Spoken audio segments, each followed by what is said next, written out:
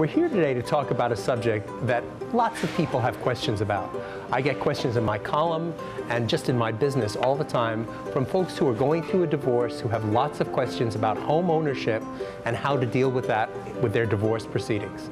We're here today with Kim Stewart from the Sanford Institution of Savings, and Kim is going to help us understand and get some information. Kim, good to see you. Hi, thanks for coming, Randall. We snuck off to my favorite coffee spot, Aroma Joe's, here next to the banks, kind of talk about a touchy subject, but something that I've gone through myself.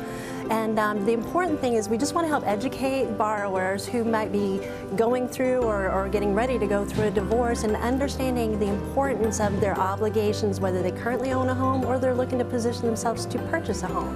Mm-hmm. What kinds of things should homeowners be aware of when they're going through that process?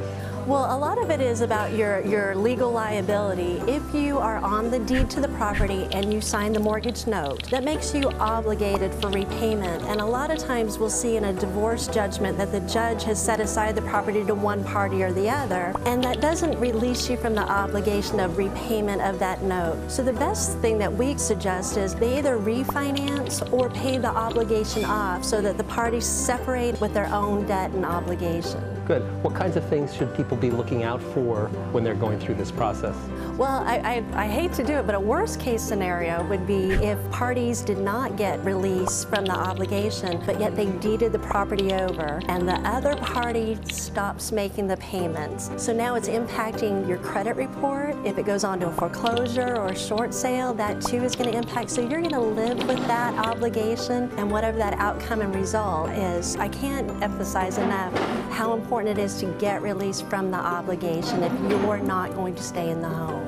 And once people tell you you're released, you have to follow up and make sure you have been released. Absolutely. Yeah, that's something I see a lot of. Another piece that we deal with a lot in the divorce is alimony and child support on the income side. You can use that income to qualify for another loan mortgage. However, the underwriting guidelines and parameters about documenting the receipt of that is very important. The guidelines are really strict in showing the documentation that you've been receiving that income for at least 12 consecutive months with no late in the frequency of the payment. So if you can prove that, you can use that to move forward in qualifying for a mortgage. Well, that's good. Well, Kim, thank you very much. Thank you, Randall. That was good. So we're here today with Kim Stewart from the Sanford Institution for Savings.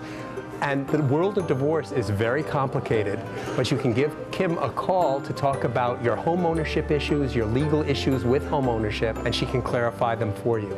Simon says, Sanford Institution for Savings, they want to help, it's the place to call.